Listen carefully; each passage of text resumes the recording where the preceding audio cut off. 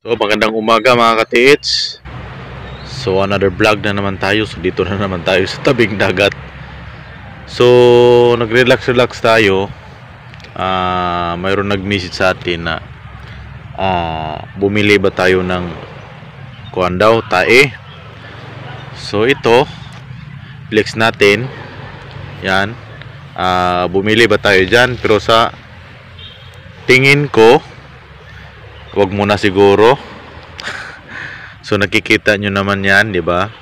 So ang laking pagkakaiba sa original at saka fake, no? So hindi po ako bumili niyan. So mas maganda yan siguro itry sa iba yung kayang maloko niyan. So talagang mga ganyan kasi marami na talamak talaga dyan sa Bukidnon, Masbate, may Misamis Oriental, Davao, Tagum, marami yan, maraming gumagawa ng ganyan, mga tanso. Minsan, mas mahal yan ba, tanso? Minsan, tingga. Sabi ko sa inyo mga ka-TH, bakit kailangan ko bumili yan? Alam mo kasi, sa mga hindi pa alam sa treasure, no? Pag nakakuha ka ng gold bar, ibibenta mo ba online? Yan ang katanungan natin lahat. Para naman mga awareness sa lahat, no?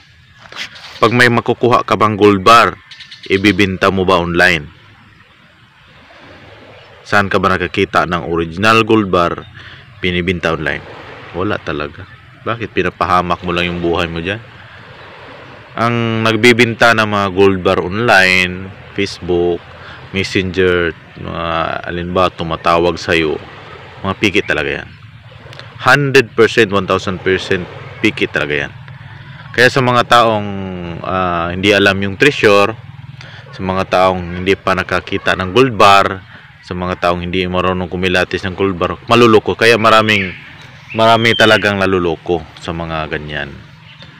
So kung talagang mayroon kang tamang pag-iisip, may isip mo talaga, bakit bininta mo ng mura? Bakit bininta mo isang gold bar sa ganyang kalaki?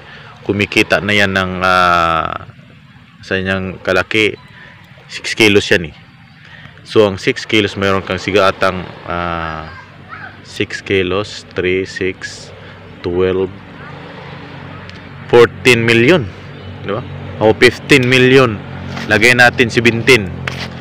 Mayroon kang 17 million kasi napakamahal ng gold bar ngayon, lalo pag 24 karat. Mayroon ka ng 17 million tapos ibenta mo ng 150,000 o 350,000. Siguro sa mga taong hindi pa alam, lalo na pag sinasabing na naginip ako ng yung mayaman, na naginip akong maraming pera, tapos siya ang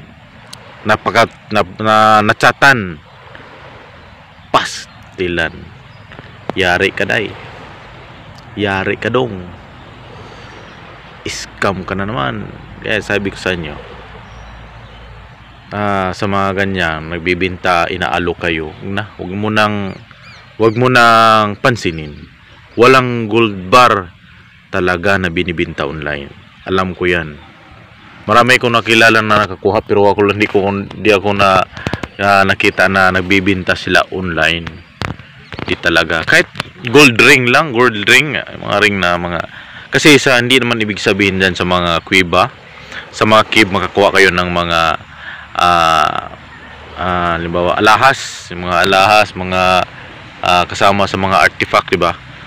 Mayroong mga gold yan. Minsan may necklace, mga kwintas, mayroong arios, pabilog yung mga arios dati kasi parang dahon. Mayroong mga magandang design, pero bihira lang mayroong diamond. Ngayon nakita na ako ng alas ng dyan sa Kurukuha sa cave. So malaki yan, mga malaki. Tapos mga kwintas, hindi yung kwintas tulad sa atin, tulad ng silver, mga ganyan, hindi, parang bilog, tapos mayroong mga kinadina, tapos paputol na naman, paiba-iba yung mga design, mga ganyan. So sa mga ganyan kasi ibinta online, mga scam kasi yan, kaya maging ingat kayo. So sa ating mga ka-TH, no, na naghuhukay pa ngayon, so lalo na sa December, tag-ulan, lalo pag December, pagdating na December, tag-ulan. So relax muna tayo. So ang mas magandang gawin, aralan yung mga gadget nyo. Huwag yung gagamitin nyo lang pag nakasabak kayo sa area. Gagamitin nyo lang pag kailangan. Parang ano yan eh, parang anong tawag yan, na gagamitin nyo lang pag kailangan. So dapat araw-araw or sa isang linggo 4 na beses hinahawakan nyo yan tuwing umaga o tuwing hapon bago matulog. Tang binabalansi mo mga galaw niya, inaaralan mo. Hindi yung paghawak duso ng duso agad. Talagang subok na subok ta, lalo na pag maraming nakatingin sa iyo. Parang feeling artista di ba? Para tayong artista, maraming nakatingin tapos hindi ka pala marunong gumalaw. So mayroong nakatingin sa iyo na mayroong magandang marunong humawak ng locator nakatingin sa iyo. Oo, ang gandang ng locator niya pero mali naman yung hawak niya, di ba? Parang nakaganyan, ganda ng locator sana niya kaso mali ang hawak niya, di ba? Makasabi ka ng ganun. So kaya sa payo ko sa lahat ng ating mga katiis, mayroong mga gandang gadget pero hindi pinag-aralan, hindi talaga ginagamit lang pagkailangan. Mura kag namadya na ma. Ginagamit mo lang pagkailangan. Kaya payo ko sa inyo, sa ating mga katiis dyan, aralan mo tuwing umaga, kahit kalahating oras lang o 20 minutes, aralan mo kahit kunti lang, at least na maging balance yung kamay mo at saka yung locator mo. Napakagandang gamitin ang locator mo pag nabalansi mo. Lahat ng locator mahawakan mo, talaga makukuha mo kasi alam mo na yung balance. Malali mo na lang yung pahanapin yung mga deposito. Ako nga dati, ito sinasabi ko na nung unang video, tinapon ko kasi hindi pala nakadetect yan, hindi pala totoo. Paano hatakin ng gold? Pero ang mali ako eh. Aminin ko yan, mali ako kasi nagmamadali ako, masyadong madali. Hinahawakan ko lang pag kailangan siya naranasan ko yan.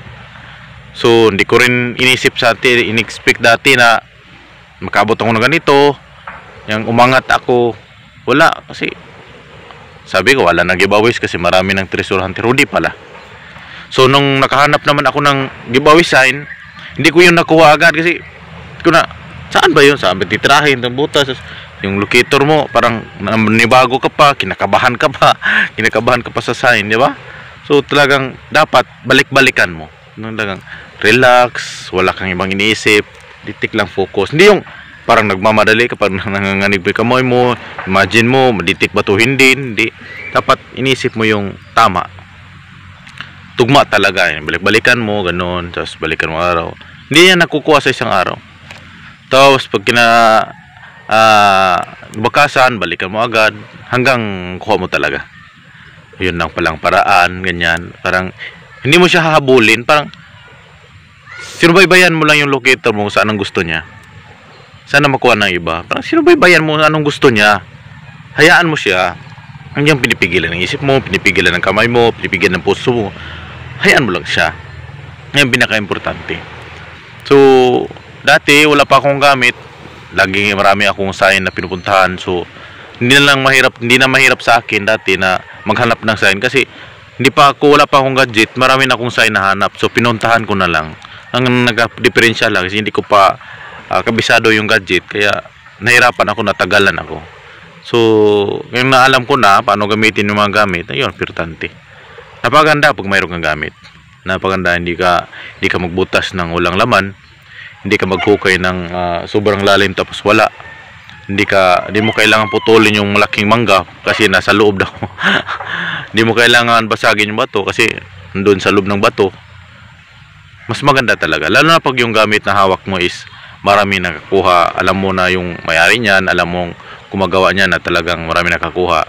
Hindi yung gumawa ng gamit tapos pag malaki ng iba tapos hindi pala nakakuha, kahit kaisa hindi nakakuha, kahit nga yung mayari hindi nakakuha. So mas maganda dyan yung nakakuha para maging sulit at maisip mo rin na nakaditik talaga. Hindi ko kailangan na magyabang, hindi ko rin kailangan na pagyabang yung gamit ko kasi marami naman dyan nakakuha. Marami dyan na saan kayo makabili. Pero maging payo ko sa lahat na ating mga advice ko lang sa ating mga treasure hunter na mayroong gamit din na sana tulungan natin yung nakabili sa atin kahit hanggang makahits lang. Kasi naging patakaran ko rin na kung ikaw nakabili ka sa gadget ko, tutulungan kita hanggang makahit kahit gibawis lang, tutulungan, basahin ko yung sign mo, tutulungan ko yun sa area mo. So ganun. So mayroon talaga mga pasaway, kaya hindi na ako nagdidikod sa mga diko customer kasi nadadama yung iba. Kasi magagalit pag gusto unahin sila pag dikod, tapos di ko naman sila customer. Pinagalitan, minsan nagmumura pa. Kaya tinigil ko na mag-message ng mga nagdidikod ng mga diko customer, nahayaan, minsan binablock ko yan agad eh. Kung kailangan ng mga taong ganyan, ano bang mawala sa akin? Wala na mawala sa akin, di ba? Kayo, naghahanap pa kayo, ako mayroon, wala din ako kailangan maghanap. Di ba? Hindi rin ako napapakita ng mga butas kasi naalala ko yung butas sa Mindanao, ang daming nagpunta. Pag alis namin, pununtahan, tapos inaaralan nila, binabantayan nilang butas, marami nagmamasid, kaya sinisikreto ko yung butas at saka yung mga hukay ko, yung mga sign. Kasi maraming nagasubaybay na alam nila yung area, mga ganyan. So sinisikreto. Mayroon ko mga site pero sinisikreto ko lang. Saka ko nasasabihin sa iyo pag halimbawa di ko makuha, halimbawa kung nakuha ko na, halimbawa nakuha nila, saka ko nasasabihin. So marami talaga, maraming nagbagos treasure. Marami talaga, hindi lang sasabihin ng iba kasi sino man naman pahamak sa sarili nila. Sino naman magsabi, marami nagsabi sa akin, sir, yumaman yan, ganyan. Oh, kinamin ko talaga na bakit yan ganyan, dati ganyan. Totoo talaga, pero maging sikreto nila na wag mo nang sabihin sa iba. Wag mo nang sabihin, sir, para ano. Sa iyo lang kasi tiwala ko sa iyo kasi ganyan. Pero wag mo nang sabihin pangalan ko, taga saan. Mayroon akong kilala na ang laki ng talo niya, siguro higit na 1 million. Tapos ang dami na siya ng pinuntahan doon malayo, pero tapos yung nakuha niya dyan na pala sa likod ng bahay niya. Tingnan mo, ang dami na siyang pinuntahan, laki ng gastos, malapit talaga mga milyon. Napinda na yung mga sasakyan niya, lupain niya, kalabaw niya. Yun pala yung treasure dyan lang pala sa likod ng bahay niya. So nagkabili siya ng gadget, hindi sa atin, mamahaling gadget, hunter, mayroong scanner din, pero mahalin, umabot ng 400,000. So marami siyang gadget, mayroon nga gadget sa atin eh. So test niya araw-araw. Nagtaka siya kasi yung locator daw, mga locator, nagpunta sa likod niya. Bakit daw pumupunta sa likod niya? Nagtitest mo siya. Lagi daw pumupunta doon sa may tambis, alam niyo yung tambis, lagi pumupunta doon. Yung ginagawa niya, sinundan niya ang mga locator niya, umiikot lahat doon. Parang talagang hinahatak, pero parang mayroon na siyang kaalaman sa locator. Hinukay niya, umabot siya ng 27 feet. Hindi niya akalain na doon pala ang para sa kanya. Kaya sinasabi ko sa inyo, ang daming pinuntahan yun pala sa likod ng bahay nyo, ang daming yung pinuntahan dyan lang pala sa gilid. Pero hindi naman ibig sabihin niya makukuha mo ngayon, bukas. Parang talaga sa pagdating ng panahon, sabi ko sa inyo, ibigay talaga yan para sa inyo. So sinubukan ka lang kung hanggang kailan yung kaya mo, kasi hindi naman ibibigay agad yan eh. Manalangin ka na lang sa taas na ibigay, sana tulungan ka at sa kahirapan ng buhay ay tulungan ka makaahon para sa pamilya. So wag mo sabihin hirap ka na sa buhay, hindi na, wag sabihin mo lang na minsan iparanas mo rin na makakain ng mas maganda at makapunta ng mga lugar na hindi mo puntahan, hindi mo pinapangarap sa buhay na isang pinakamayaman sa buong mundo. Ang sayo lang yung maibigay mo lang sa pamilya, yan pinakamaganda. Lang maging dasal lang, darating talaga, hindi yung bukas agad dyan na, next week dyan na, hindi ibibigay yan. Maging tiwala ka lang sa sarili mo, focus ka lang sa goal mo, dasal ka lang lagi. Naranasan ko yan. Kaya maging payo ko sa lahat, no, sa mga pilosopo dyan, sa mga pabago-bagong buhay, pag may nakapira, pag nakarelease ng loan, nawala yung pangarap, nakarelease lang ng agdaw, ano ba yan, arawan, ano ba yan, mga bangko na yan. Pag mayroong pang pira, nawala yung pangarap, pero pagkatapos bayarin, nangangarap na naman. Sinasabi ko sa inyo, ang pira mauubos yan, lalo na pag kunti lang yung pira mo. Ilagay mo yan sa tama. Kung mayroon kang pangarap sa buhay, ibili mo, baka may yung binili mo madagdagan pa. Yan sabi ko sa inyo, wala namang nagtiis na hindi yumaman. Mayroon tilong nagtiis na tulad na kilala natin sa Mindanao, na nakakuha sila, kahati sila ng higit 1 million, ng 1.2. So pagkatapos ng 6 na buwan, bumalik na naman siya sa hirap, wala naman pera. Kasi, pero at least nakapunda siya ng bahay. Mayroon siyang isang motor. Pero yun nga, pagkatapos, punta siya sa Bohol, punta daw siya Manila, punta daw siya sa, ano ba yun, Boracay. Pagkaubos ng pera niya, nahirap na muli. Nagtitiis na naman. At least nakapundar siya, mayroon siyang bahay, mayroon siyang motor, di ba? At least, nahirap na muli. Pero sabi ko sa inyo, kung kailangan, tipid-tipirin rin. Hanggang hindi ka pa nakakuha, hindi pa ka nakahits, kahit maliit lang. Minsan, punta ka sa tabing dagat, tingnan mo kung mayroong mga malaking mga bato, check mo rin yung area, ganyan.